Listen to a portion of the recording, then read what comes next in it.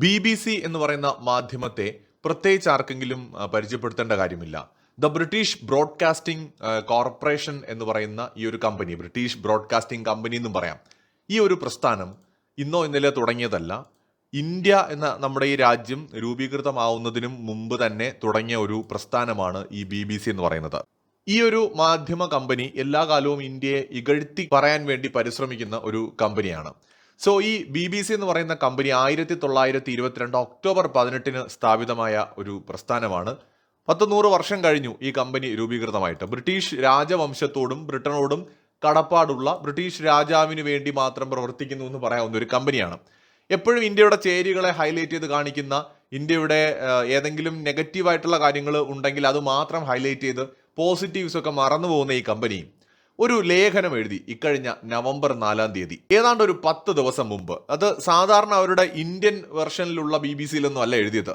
അവരുടെ ഒഫീഷ്യൽ ആയിട്ടുള്ള അന്താരാഷ്ട്ര വെബ്സൈറ്റ് ആയിട്ടുള്ള BBC.com തന്നെയാണ് ഇവർ ഈ ഒരു ലേഖനം എഴുതിയിരിക്കുന്നത്. Why it cost India so little to reach the moon and Mars എന്ന് പറഞ്ഞിട്ടാണ് അതിന്റെ ലേഖനത്തിന്റെ തലക്കെട്ട് തന്നെ. അതായത് എന്തുകൊണ്ടാണ് ഇന്ത്യക്ക് മൂണിലും മാഴ്സിലും ഒക്കെ പോകുമ്പോൾ വളരെ കുറച്ച് മാത്രം ചിലവാകുന്നത്, അല്ലെങ്കിൽ ചെറിയ തുക മുടക്കി എങ്ങനെയാണ്, അല്ലെങ്കിൽ എന്തുകൊണ്ടാണ് ഇന്ത്യക്ക് ഈ ചന്ദ്രനിലും ചൊവ്വയിലും ഒക്കെ പോകാൻ സാധിക്കുന്നത് എന്നതാണ് അതിൻ്റെ ലേഖനത്തിന്റെ തലക്കെട്ടെന്ന് പറയുന്നത് തന്നെ.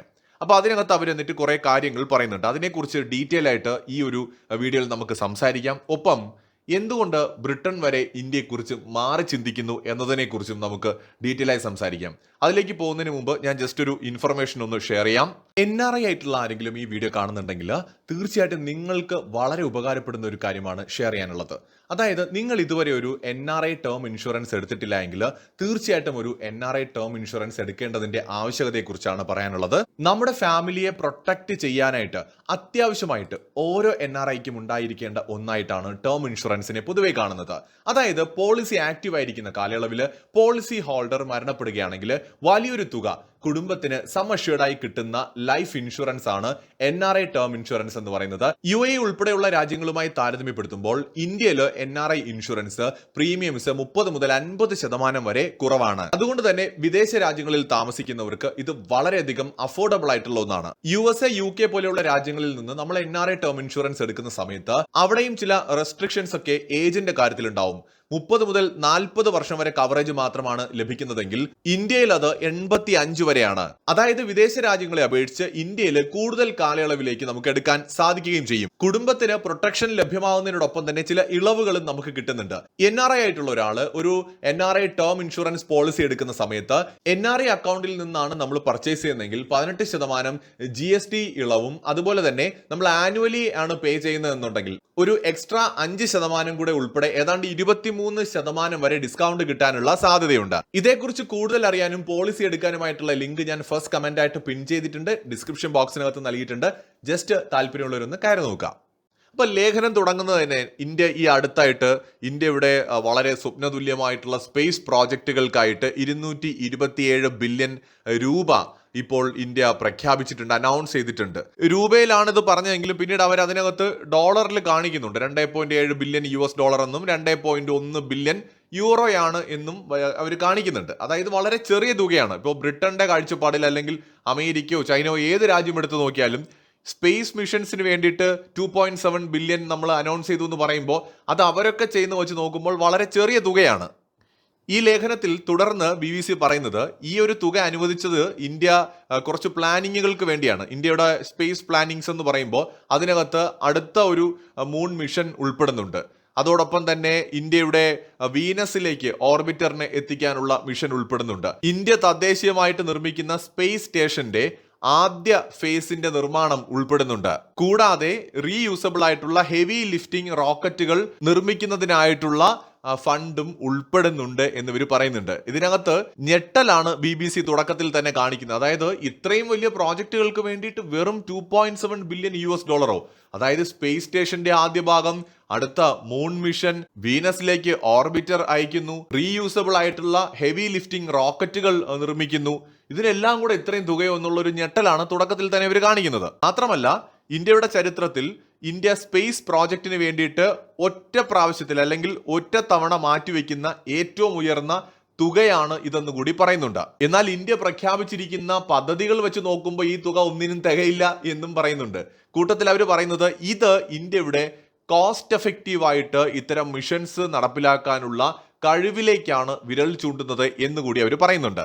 ഇന്ത്യയുടെ ISRO അല്ലെങ്കിൽ ഇന്ത്യയുടെ സ്പേസ് ഗവേഷണ സ്ഥാപനം എന്ന് പറയുന്നത് ലോകത്തെ തന്നെ അമ്പരപ്പിക്കുന്ന രീതിയിലാണ് ദൗത്യങ്ങൾ നടപ്പിലാക്കുന്നതെന്നും ഇന്ത്യയുടെ മൂൺ, മാഴ്സ്, സോളാർ മിഷൻസ് എല്ലാം തന്നെ വളരെ കോസ്റ്റ് എഫക്റ്റീവ് ആയിട്ടാണ് നടപ്പിലാക്കിയതെന്നും ഇന്ത്യ വെറും $74 മില്യൺ മാത്രമാണ് മാഴ്സിലേക്ക് ഓർബിറ്ററിനെ അയക്കാൻ വേണ്ടിയിട്ട് ചെലവാക്കിയതെന്നും വെറും $75 മില്യൺ ആണ് ഇന്ത്യയുടെ ഹിസ്റ്റോറിക് ചന്ദ്രയാൻ 3 എന്ന ദൗത്യത്തിന് വേണ്ടി ചെലവാക്കിയതെന്നും സയൻസ് ഫിക്ഷൻ ത്രില്ലർ ആയിട്ടുള്ള ഗ്രാവിറ്റി എന്ന് പറയുന്ന സിനിമയ്ക്ക് പോലും $100 മില്യൺ ചിലവ് വന്നു എന്നും BBC ലേഖനത്തിൽ അവർ തന്നെ എടുത്തു കാണിക്കുകയാണ്. നാസയുടെ മിഷന് $582 മില്യൺ കോസ്റ്റ് ചെലവ് വന്നു. റഷ്യയുടെ ലൂണ 25 എന്ന് പറയുന്ന മിഷൻ, അത് ഈ ചന്ദ്രന്റെ ഉപരിതലത്തിൽ തകർന്നു വീഴുകയാണ് ചെയ്തത്. ആ മിഷന് വേണ്ടി വന്നത് ഏകദേശം $133 മില്യൺ ആണ്. അതായത് ചന്ദ്രയാന് വേണ്ടി വന്നതിന്റെ ഇരട്ടി. അതായത് ടെക്നോളജിക്കലി ഉള്ള ഇന്ത്യൻ സയന്റിസ്റ്റുകളുടെ ഒരു വലിയ വിജയമായിട്ട് തന്നെയാണ് BBC ഇതിനെ കാണുന്നത്. മാത്രമല്ല ഇതിനെ ഒരു അത്ഭുതം എന്ന് അവർ വിശേഷിപ്പിക്കുന്നുണ്ട്. സാധാരണ BBC നിന്ന് ഇമാതിരി നല്ല വാക്കുകളൊന്നും കേൾക്കാൻ കഴിയാത്തതാണ്. പിന്നെ ലേഖനത്തിൽ BBC ശ്രമിക്കുന്നത് എങ്ങനെയാണ് ഇന്ത്യക്ക് ഇത്രയും കോസ്റ്റ് എഫക്റ്റീവായിട്ട് മിഷൻസ് ചെയ്യാൻ കഴിയുന്നത് എന്നതിനെ കുറിച്ചുള്ള ഒരു വിശകലനത്തിന് വേണ്ടിയാണ്. റിട്ടയർഡ് ആയിട്ടുള്ള സിവിൽ സർവന്റ് ആയിട്ടുള്ള ശിശിർ കുമാർ ദാസിന്റെ ഒരു സ്റ്റേറ്റ്മെന്റ്സിനെ കോട്ട് ചെയ്തുകൊണ്ടാണ് പിന്നീട് അവർ പറയുന്നത്. അതായത് 1960കളിൽ ഇന്ത്യൻ സയന്റിസ്റ്റുകൾ ഒരു ബഹിരാകാശ ഗവേഷണ സ്ഥാപനത്തിനായിട്ട് ആഗ്രഹിച്ച സമയത്ത് അന്ന് ആദ്യം ഇന്ത്യക്ക് അതിന് സാധിച്ചിരുന്നില്ല. 1947 വരെ ബ്രിട്ടീഷ് കോളനിയായിട്ട് സ്വാതന്ത്ര്യം നേടിയ ഇന്ത്യ അന്ന് അതിന്റെ ദാരിദ്ര്യത്തെയൊക്കെ മറികടക്കാനായിട്ടുള്ള ശ്രമങ്ങളുടെ പുറകിലായിരുന്നു. ആ സമയത്ത് ഈ പറയുന്ന സ്പേസ് മിഷൻസ് ഒന്നും ഇന്ത്യക്ക് ചിന്തിക്കാൻ കഴിയുമായിരുന്നില്ല. എന്നാൽ അതിനകത്ത് BBC തന്നെ എടുത്തു പറയുന്നുണ്ട്, നമ്മുടെ വിക്രം സാരാഭായി അദ്ദേഹം ഇന്ത്യ ഗവൺമെന്റിനെ കൺവിൻസ് ചെയ്തിട്ട് പറഞ്ഞുവെന്നും ഇതൊരു ലക്ഷറി ആയിട്ടുള്ള കാര്യമല്ല, മറിച്ച് നമുക്കിതിന് സാധിക്കുകയാണെങ്കിൽ സാറ്റലൈറ്റുകൾ ഉപയോഗിച്ചുകൊണ്ട് നമുക്ക് ഇന്ത്യയിലെ ജനങ്ങളെ കൂടുതൽ ബെറ്റർ ആയിട്ട് സേവിക്കാൻ കഴിയുമെന്ന് പറഞ്ഞ് ഇന്ത്യയുടെ ഗവൺമെന്റിനെ കൺവിൻസ് ചെയ്തുകൊണ്ടാണ് ഈ പറയുന്ന ബഹിരാകാശ ഗവേഷണ രംഗത്തിന് തുടക്കമിടുന്നത് എന്ന് മിസ്റ്റർ ദാസ് പറഞ്ഞു എന്ന് പറഞ്ഞുകൊണ്ട് BBC ലേഖനത്തിൽ പറയുന്നുണ്ട്. എന്നാൽ അന്ന് തൊട്ട് പിന്നീട് ഇന്ത്യയുടെ ബഹിരാകാശ ദൗത്യങ്ങൾ എല്ലായ്പ്പോഴും വളരെ ടൈറ്റ് ആയിട്ടുള്ള ഒരു ബഡ്ജറ്റിലാണ് മുന്നോട്ട് നീങ്ങിയത്. 60കളുടെയും 70കളുടെയും തുടക്കത്തിൽ സയന്റിസ്റ്റുകൾ റോക്കറ്റിന്റെ പാർട്സും സാറ്റലൈറ്റുകളുടെ പാർട്സും ഒക്കെ സൈക്കിളിൽ കൊണ്ടുപോകുന്നതും അതുപോലെ തന്നെ നമ്മുടെ കാളവണ്ടിയിൽ കൊണ്ടുപോകുന്നതുമൊക്കെ അതിന്റെ ഭാഗമായിട്ട് സംഭവിച്ചതാണെന്നും ഈ ലേഖനം തന്നെ പറയുന്നുണ്ട്. അതായത് ഒരുപാട് നമ്മുടെ സയന്റിസ്റ്റുകൾ, ഇസ്രോയുടെ ആദ്യകാല സയന്റിസ്റ്റുകൾ സ്ട്രഗിൾ ചെയ്തു എന്ന് ലേഖനത്തിൽ കൃത്യമായിട്ട് അവർ ചൂണ്ടിക്കാണിക്കുന്നു. ലോകത്തിലെ ഏറ്റവും പ്രധാനപ്പെട്ട ഒരു ബഹിരാകാശ സ്ഥാപനമായിട്ട് ഇസ്രോ വളരുന്നത് ഒരുപാട് സ്ട്രഗിൾ ചെയ്തിട്ടാണ്. എന്നാൽ പതിറ്റാണ്ടുകൾ പിന്നിട്ടതോടെ ഒരുപാട് മിഷൻസ് വിജയിപ്പിച്ചുകൊണ്ടും അതോടൊപ്പം തന്നെ ബഡ്ജറ്റിൽ നേരിയമായ ഒരു പുരോഗതി കൊണ്ടുവരാൻ ഇസ്രോയ്ക്ക് സാധിക്കുകയുണ്ടായി. എന്നാൽ ഈ വർഷം തന്നെ ഇപ്പോൾ നാസ അവരുടെ ബഡ്ജറ്റ് പ്രഖ്യാപിച്ചിരിക്കുന്നത് $25 ബില്യൺ ആണ്. എന്നാൽ ഇസ്രോയുടെ ബഡ്ജറ്റ് എന്ന് പറയുന്നത് $1.55 ബില്യൺ ആണെന്നും BBC പറയുന്നുണ്ട്. ഇത് അവരൊരു അതിശയത്തോടെ തന്നെയാണ് പറയുന്നത്. മിസ്റ്റർ ദാസിനെ മെൻഷൻ ചെയ്തുകൊണ്ട് ഈ കോസ്റ്റ് ഇത്രയും കുറയുന്നതിനുള്ള ഒരു ഉത്തരം കൂടി BBC കണ്ടെത്തിയിരിക്കുന്നത് എന്താണെന്ന് വെച്ചാൽ, ഈ നമ്മുടെ റോക്കറ്റ് ടെക്നോളജിയുമായും സ്പേസ് ടെക്നോളജിയുമായും ബന്ധപ്പെട്ട് നോക്കുമ്പോൾ നമ്മൾ ഏറെക്കുറെ സ്വയം പര്യാപ്തത നേടിയ ഒരു രാജ്യമാണ്. അതായത് നമുക്ക് തദ്ദേശീയമായി തന്നെ നമ്മുടെ സ്വന്തം നിലയിൽ തന്നെ ഉൽപ്പാദിപ്പിച്ച ടെക്നോളജി മെഷീനറീസുമാണ് നമ്മൾ ഈ ഒരു സ്പേസ് മിഷൻസിനായിട്ട് യൂസ് ചെയ്യുന്നത്. അപ്പോൾ അത് ഒരു പരിധിവരെ നമ്മുടെ ബഡ്ജറ്റ് കുറയ്ക്കുന്നതിൽ ഒരു വലിയ പങ്ക് വഹിക്കുന്നുണ്ട്. ഹോം ഗ്രോൺ മെഷീനറീസ് ആണ് നമ്മൾ കൂടുതലായിട്ട് യൂസ് ചെയ്യുന്നത്, അതും ഇന്ത്യയിൽ തന്നെ മാനുഫാക്ചർ ചെയ്തത്. 1974 നമ്മൾ ഇന്ത്യ ആദ്യത്തെ ആണവ പരീക്ഷണം നടത്തിയതോടുകൂടി വെസ്റ്റേൺ രാജ്യങ്ങൾ വലിയ രീതിയിലുള്ള ഉപരോധങ്ങൾ ഇന്ത്യയുടെ മേൽ ഏർപ്പെടുത്തുകയുണ്ടായി. അത് പലതരത്തിലുള്ള ടെക്നോളജി ട്രാൻസ്ഫർ അടക്കം ഇന്ത്യക്ക് നിഷേധിക്കുന്നവരെ കാര്യങ്ങളെത്തി. ധാരാളം റെസ്ട്രിക്ഷൻസ് ഇന്ത്യയുടെ മേൽ അടിച്ചേൽപ്പിച്ചു. ഇന്നിപ്പോൾ അവർ ഉത്തര കൊറിയയുടെ മേലൊക്കെ ചെയ്യുന്നത് പോലെ. ഇത് സത്യത്തിൽ മറ്റൊരർത്ഥത്തിൽ ഇന്ത്യക്ക് ഗുണം ചെയ്തു. നമ്മുടെ സയന്റിസ്റ്റുകൾ എന്ത് ചെയ്തു, പുറത്തുനിന്ന് ടെക്നോളജി എളുപ്പത്തിൽ കിട്ടില്ല എന്ന് മനസ്സിലാക്കിയതോടെ തദ്ദേശീയമായിട്ട് അത് നിർമ്മിക്കാൻ നിർബന്ധിതരായി. എന്നാൽ ബഡ്ജറ്റോ വളരെ കുറച്ച് മാത്രമേ ഉള്ളൂ. അപ്പൊ ഇസ്രോയുടെ സയന്റിസ്റ്റുകൾ എന്ത് ചെയ്തു, ഉള്ള ബഡ്ജറ്റിൽ പരമാവധി എഫിഷ്യന്റ് ആയിട്ട് വർക്ക് ചെയ്തു.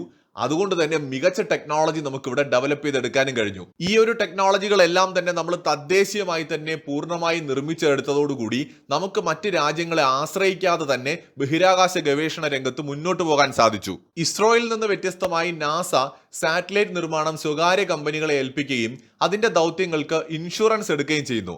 ഇത് അവരുടെ ചിലവ് വർദ്ധിപ്പിക്കുമെന്ന് BBC ചൂണ്ടിക്കാണിക്കുന്നു. മാത്രമല്ല, നാസയിൽ നിന്ന് വ്യത്യസ്തമായിട്ട് ഫൈനൽ ലോഞ്ചിന് മുമ്പുള്ള ചില പരീക്ഷണങ്ങൾ ഇന്ത്യ ഒഴിവാക്കുകയും നമ്മൾ ആ ട്രസ്റ്റ് ചെയ്യുന്ന ഒരൊറ്റ മോഡൽ തന്നെ കൃത്യമായിട്ട് ആ മിഷന് വേണ്ടി യൂസ് ചെയ്യുകയും ചെയ്യുന്നു. ഇത് തീർച്ചയായിട്ടും റിസ്ക് ഉള്ള ഒരു കാര്യമാണ്. പക്ഷെ ആ റിസ്ക് എടുക്കുന്നത് കൊണ്ട് തന്നെയാണ് ഇന്ത്യക്ക് വളരെയധികം കോസ്റ്റ് അവിടെയും പിടിച്ചു നിർത്താനായിട്ട് സാധിക്കുന്നത് എന്നും BBC പറയുന്നു.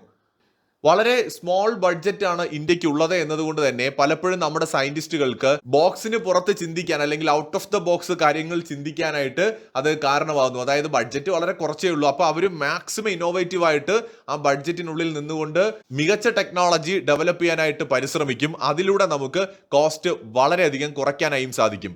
അങ്ങനെയാണ് ഇന്ത്യ മിഷൻസിൽ ഇത്രയും ചിലവ് ചുരുക്കുന്നത് എന്നാണ് BBCയുടെ കണ്ടെത്തൽ. 2040 മനുഷ്യനെ ചന്ദ്രനിൽ എത്തിക്കാനുള്ള ഇന്ത്യയുടെ മിഷൻ യാഥാർത്ഥ്യമാകും. അതോടൊപ്പം തന്നെ ഇന്ത്യ വൈകാതെ തന്നെ സ്വന്തമായ ബഹിരാകാശ നിലയം പണിയും. അതോടൊപ്പം നമുക്ക് മൂണില് ഒരു ബേസ് സ്റ്റേഷന്റെ പദ്ധതിയുണ്ട്. സോ നമ്മുടെ ബഹിരാകാശ നിലയം നേരെ മൂണുമായിട്ട് കണക്ട് ചെയ്യുന്ന തരത്തിൽ അങ്ങനെ വലിയ സ്പേസ് മിഷൻസ് ആണ് ഇന്ത്യയുടെ മുമ്പിലുള്ളത്. സോ അതിനുവേണ്ടിയുള്ള തയ്യാറെടുപ്പിലാണ് ഇന്ത്യ. ഇവിടെ BBC ഇന്ത്യയുടെ ടെക്നോളജിയെ ഒരു തരത്തിൽ അംഗീകരിക്കുകയും അമ്പരപ്പോടെ നോക്കിക്കാണുകയുമാണ്. എന്ന് മാത്രമല്ല, ഭാവിയിൽ ഇന്ത്യ മികച്ച ടെക്നോളജി ഇത്രയും പൈസ വെച്ച് നമ്മൾ ഇതൊക്കെ ചെയ്തുവെങ്കിൽ നമ്മുടെ സയന്റിസ്റ്റുകൾക്ക് കൂടുതൽ ഫണ്ട് കിട്ടിയാൽ അവർ അത്ഭുതങ്ങൾ സൃഷ്ടിക്കുമെന്ന് കൂടിയാണ് നമ്മുടെ BBC എന്ന് പറയുന്ന ബ്രിട്ടീഷ് മാധ്യമം, ലോകത്തിലെ തന്നെ ഇന്ത്യക്കെതിരായിട്ട് ഏറ്റവും കൂടുതൽ ലേഖനങ്ങൾ എഴുതിയിട്ടുള്ള മാധ്യമമാണ്, ഇവർ തന്നെ ആ ലേഖനത്തിൽ പറഞ്ഞു വയ്ക്കുന്നത്. എന്താണെങ്കിലും തീർച്ചയായിട്ടും നല്ലതാര് പറഞ്ഞാലും നമുക്ക് സ്വീകരിക്കാം. BBC ഇത്തവണ ഇന്ത്യയെക്കുറിച്ച് ഒരു നല്ലത് പറഞ്ഞിരിക്കുന്നു. ഇന്ത്യൻ സയന്റിസ്റ്റുകളാണ് ഈ ഒരു നല്ലത് പറയാൻ കാരണമായത്. തീർച്ചയായും സൈക്കിളിലും വണ്ടിയിലുമൊക്കെ നമ്മുടെ സയന്റിസ്റ്റുകൾ പാർട്സ് കൊണ്ടുപോകുന്ന ദൃശ്യങ്ങളൊക്കെ നമുക്കറിയാം. ഇപ്പോഴും നമുക്കറിയാം പാർട്സുകളൊക്കെ ബൈ റോഡ് കൊണ്ടുപോകുന്നത് നമ്മൾ കാണാറുണ്ട്. അത് ഈ പറയുന്ന US-ലും അല്ലെങ്കിൽ യൂറോപ്പിലും ഒക്കെ ചെയ്യുന്ന രീതിയിലൊന്നും അല്ല. എന്ന് മാത്രവുമല്ല, നമ്മളെ ബഡ്ജറ്റ് ഇപ്പോഴും വളരെ കുറവാണ്. ഇസ്രോ ചെയർമാൻ തന്നെ അടുത്തിടെ പറഞ്ഞിട്ടുണ്ട്. പക്ഷെ ഇതിന്റെ ഉള്ളിൽ നിന്നുകൊണ്ടാണ് നമ്മൾ ഈ അത്ഭുതങ്ങളൊക്കെ സൃഷ്ടിക്കുന്നത്. അതിന് നമ്മുടെ സയന്റിസ്റ്റുകളെ എത്ര അഭിനന്ദിച്ചാലും മതിയാവുകയുമില്ല. എന്തായാലും ലോകം വളരെ പതുക്കെയാണെങ്കിലും ഇന്ത്യയെ അംഗീകരിക്കുന്നുണ്ട്. ഓരോ മേഖലകളിലായിട്ട് ആ അംഗീകാരം കിട്ടുന്നു എന്ന് കാണുന്നതിൽ സന്തോഷം. ഇവരൊക്കെ അംഗീകരിച്ചില്ലെങ്കിലും നമ്മുടെ രാജ്യം മുന്നോട്ട് പോകും, അത് വേറെ കാര്യം. വീഡിയോയുടെ തുടക്കത്തിൽ പറഞ്ഞ NRI ടേം ഇൻഷുറൻസിന്റെ കാര്യം മറക്കേണ്ട. വളരെ അട്രാക്റ്റീവ് ആയിട്ടുള്ള പ്രൈസിങ്ങും അതോടൊപ്പം തന്നെ ലോങ്ങർ ടേം പ്ലാൻസും ഓഫർ ചെയ്യുന്നതിനോടൊപ്പം തന്നെ വളരെ ഈസി ആയിട്ടുള്ള പ്രോസസ്സിംഗ് ആണ് ഇപ്പോൾ NRI ടേം ഇൻഷുറൻസ് എടുക്കുന്നതിനായിട്ടുള്ളത്. അതുകൊണ്ട് തന്നെ വളരെ എളുപ്പത്തിൽ നിങ്ങൾക്ക് ഇത് എടുക്കാൻ സാധിക്കും. ആനുവൽ ഇൻകം 35 ലക്ഷം വരെയുള്ള NRIസിന് 5 കോടി വരെ സം അഷ്യൂർഡ് ആയിട്ടുള്ള പോളിസികളാണ് ഇപ്പോൾ ഇൻഷുറൻസ് കമ്പനികൾ ഓഫർ ചെയ്യുന്നത്. എന്തായാലും പ്ലാനുകളും അതോടൊപ്പം തന്നെ പ്രീമിയംസും ഒക്കെ തന്നെ നമുക്ക് കമ്പയർ ചെയ്തിട്ട് നമ്മുടെ ബജറ്റിനനുസരിച്ച് എടുക്കാൻ സാധിക്കുന്ന ലിങ്കും കാര്യങ്ങളും ഒക്കെ ഞാൻ ഡിസ്ക്രിപ്ഷൻ ബോക്സിനകത്തും ഫസ്റ്റ് കമന്റ് ആയിട്ടും പിൻ ചെയ്തിട്ടുണ്ട്. ജസ്റ്റ് എല്ലാവരും ഒന്ന് കയറി നോക്കുക. മറ്റൊരു വീഡിയോയുമായി വീണ്ടും കാണാം.